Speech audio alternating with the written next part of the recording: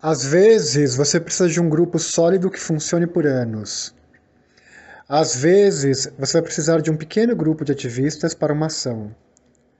Às vezes, você tem que trabalhar clandestinamente, anonimamente, especialmente em cidades pequenas, subjugadas por um ódio contra as minorias, na escola, nas ruas, com as autoridades locais. Às vezes, você pode trabalhar abertamente e defender grupos oprimidos sem maiores problemas. Kay, Polônia.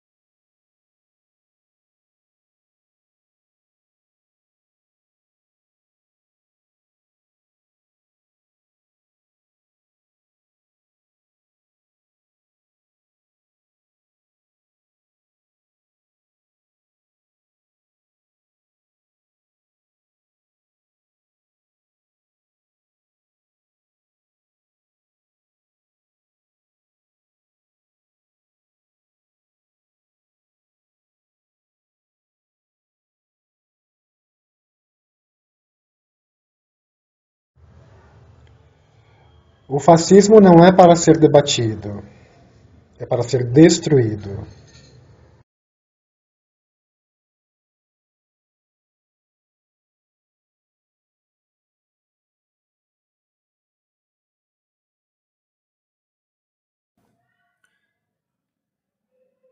Nossos corpos e subjetividades são estranhas, esquisitas, abjetas, anormais, monstruosas. Somos os nossos corpos. Somos o corpo muito gordo, muito musculoso, muito magro, muito branco, muito preto, muito vermelho, muito amarelo. Somos policromias barulhentas. Somos o excesso, somos o exagero que causa distúrbio em sua zona de conforto. Somos a mulher vampiro, enigma, o homem lagarto. Somos o gato que não é macho nem fêmea e é. Somos a mulher com pênis, o homem com vagina, o menino sem genital, sem nariz. Somos as pessoas que não têm gênero. Somos o ruído das normatividades sexuais. Somos o anjo, o demônio, o alien, o ciborgue, o xamã. Somos o pássaro, o diamante negro, o tabuleiro, as deusas, os heróis, os vilões das histórias e mitologias. Somos o passado, o presente e o futuro. Somos zumbis, a negra, guerreiras, entidades de chifres, línguas bipartidas e alma serena. Somos quimeras. Somos as cicatrizes dos nossos corpos. Somos os amputados, as cegas bailarinas, os surdos e os mudos eloquentes. Embalamos o mundo em uma cadeira de rodas. Somos a lagarta, o casulo, a borboleta e o pó. Somos a metamorfose, poeiras de estrelas. Sabemos que a nossa monstruosidade varia de acordo com o nosso poder financeiro. Quanto menos dinheiro temos, mais monstruosos e abjetos somos. O tamanho da nossa monstruosidade aumenta acompanhando o tamanho da hipocrisia e mau caratismo de quem segue essa linha de raciocínio. Alteramos, por iniciativa pessoal e pelas mais diversas motivações, as cores das nossas peles, escleras e as silhuetas dos nossos corpos. Perfuramo-nos e nos permitimos consensualmente ser perfurados. Em nossos corpos inserimos próteses artificiais, removemos partes, criamos relevos, inventamos texturas e novas possibilidades estéticas, míticas e éticas de existências. Não há interesse em se preocupar com a harmonia das cores e das formas quando pensamos sobre os nossos corpos.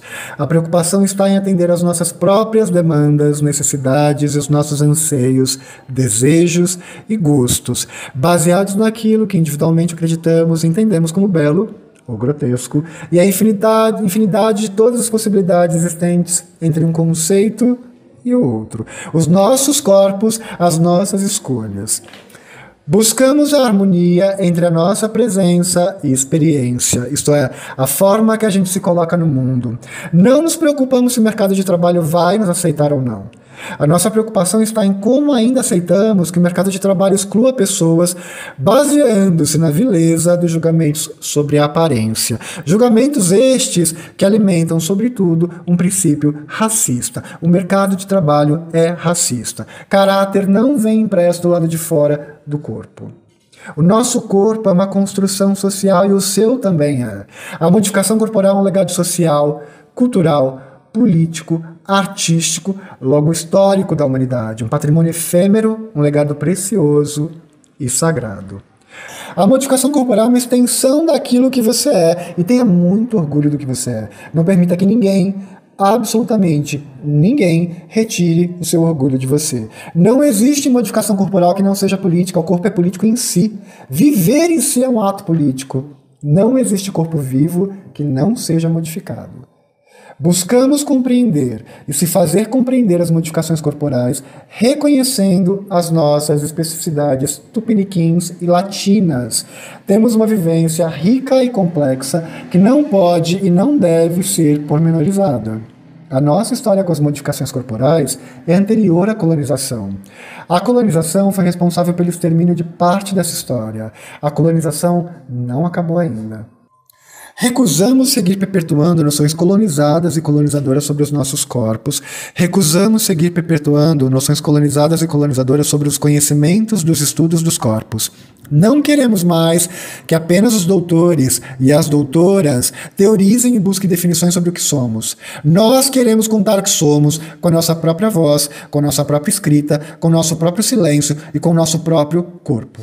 A teoria freak deverá ser escrita pelas próprias pessoas freaks. A teoria freak deverá ser contada principalmente pelas próprias pessoas freaks. E então, somente na ausência destas, ou na total impossibilidade da presença destas, é que precisaremos de alguém que fale por nós. Reivindicamos a nossa presença, recusamos o confinamento da nossa existência nas sombras e nos bueiros. Assumimos e nos levantamos contra a normatividade e a domesticação da vida. Não somos corpos dóceis. Nós queremos dançar ao som da destruição da normatividade compulsória. Não aceitamos que a família, a igreja, a ciência, o tampouco o Estado diga-nos o que podemos fazer com os nossos corpos. Não precisamos de um selo de aprovação ou etiqueta de autenticidade de nenhuma instituição para existirmos. Já somos uma realidade. Não estamos pedindo permissão para existir. Estamos dizendo em alto e bom som que a gente já está aqui e buscamos uma coexistência pacífica. Não precisamos pedir autorização para sermos quem somos. Assim, dispensamos a noção patriarcal, violenta, controladora e autoritária de ter que pedir permissão e comprovar que somos o que somos, para então, somente depois de alguém que não nós diga que somos, para que essa existência tenha validade e dignidade. Nós já somos uma realidade. A nossa existência, ela não só tem validade, como está plena em legitimidade. Exigimos dignidade. Ouçam bem, exigimos dignidade. Eu vou repetir, a gente exige dignidade agora. Não existe dignidade sem autonomia sobre o próprio corpo. Toda ofensa feita sobre a nossa estética só expõe a sua falta de ética sobre a plenitude da vida. A biologia diz que sem diversidade não haveria vida. A cultura diz que sem diversidade não haveria vida. E nós dizemos que sem diversidade não há vida. Entendemos que compomos uma minoria. Entendemos que, assim como as chamadas minorias, sofremos opressão e parte de um processo de exclusão social e segregação espacial. Por isso, e com a plena consciência do sistema violento em que vivemos, é que endossamos os discursos e lutas contra a misoginia, o machismo, o elitismo, o sexismo, a gordofobia, o racismo, o capacitismo, o etarismo, as LGBTQ-fobias, as xenofobias. Conclamamos e alertamos também da importância da conscientização sobre a luta contra o especismo. Nós, seres humanos, não estamos no topo de absolutamente nada. Não nos superestimemos. Lutemos contra o autoritarismo, a injustiça, a opressão e o controle dos corpos. Ele nem fodendo. Mesmo que isso implique levantes contra as próprias pessoas da comunidade da modificação corporal.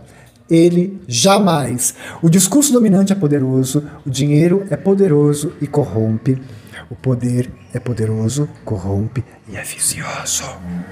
Não permitiremos que aconteça a assimilação daquilo que somos, nem por imposição econômica, nem por imposição familiar, nem por imposição religiosa, nem por imposição do Estado, nem por você e nem por ninguém. Só seremos invisíveis e assim podemos ser quando então quisermos. Nós escolhemos.